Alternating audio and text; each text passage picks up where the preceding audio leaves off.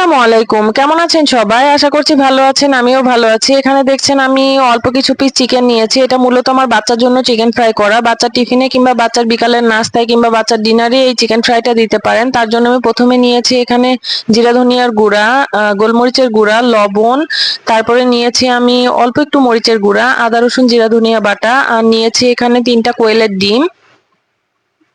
এবার আমি সবগুলো উপকরণকে মাংসের মধ্যে দিয়ে দিব। তার আগে এখানে নিয়েছি আমি টমেটো সস আর নিয়েছি সয়া সস।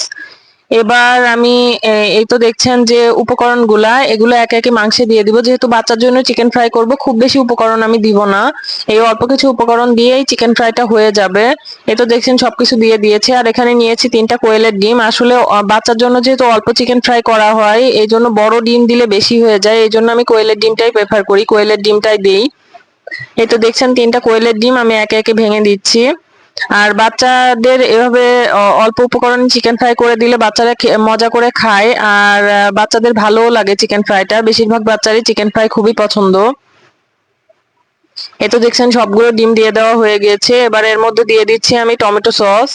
সামান্য একটু ১ টেবিল চামচের মতো টমেটো সস, ১ টেবিল চামচের মতো সয়া সস দিয়ে দিয়েছি। সয়া সস, টমেটো সস দিয়ে এটাকে খুব ভালো করে হাত দিয়ে মাখিয়ে নিব। দেখছেন হাত দিয়ে ভালো করে মাখিয়ে নেওয়া হয়ে গেলে তারপরে আমি এটাকে চুলায় ভেজে নিব। তার আগে আমি এখান থেকে কিছুটা চিকেন সরিয়ে রাখবো। এই তো দেখছেন একটা বাটি নিয়ে নিয়েছি, নিয়ে এখান থেকে আমি ২-৩টা চিকেন সরিয়ে রাখছি অন্য দিন ভেজে নেওয়ার জন্য। আর আমি এইরকমই ম্যারিনেট অবস্থায় চিকেনটা সরিয়ে রাখবো, তাহলে আপনাদের পরের দিন আর কোনো ঝামেলা হবে না। জাস্ট ফ্রিজ থেকে বের করেই ভেজে নিতে পারবেন।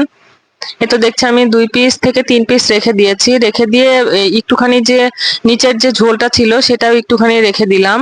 রেখে দিয়ে এটা এবার ডিপ ফ্রিজে রেখে দিব। পরের দিন যখন ভাজবো এটা জাস্ট বের করে এর মধ্যে কর্নফ্লাওয়ার আর ময়দা দিয়ে ভেজে নিব। এই তো দেখছেন এখন এর মধ্যে আমি দিয়ে দিচ্ছি কর্নফ্লাওয়ার ১ চামচ পরিমাণ, ১ টেবিল চামচ পরিমাণ, আর ময়দা ১ টেবিল চামচ পরিমাণ। কর্নফ্লাওয়ার আর ময়দা দিয়ে এটাকে আবারও খুব ভালো করে হাত দিয়ে মেখে নিচ্ছি।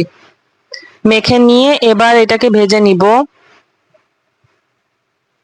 এই তো দেখছেন আমার মেখে নেওয়া শেষ।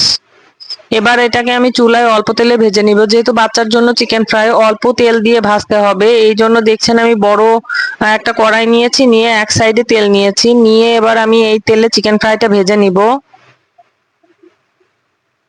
এই তো দেখছেন এই যে মাখানো চিকেন গুলো এবার একে একে তেলের মধ্যে দিয়ে দিচ্ছি। তেলের মধ্যে দিয়ে দিয়ে উল্টিয়ে পাল্টিয়ে একটু সময় নিয়ে খুব ভালো করে ভেজে নিব। চিকেন গুলো একদম যেন সিদ্ধ হয়ে যায় এভাবে ভেজে নিতে হবে, কারণ বাচ্চারা খাবে যেহেতু। চিকেন গুলো একদম পারফেক্ট ভাবে কুক হওয়াটা খুবই ইম্পর্টেন্ট।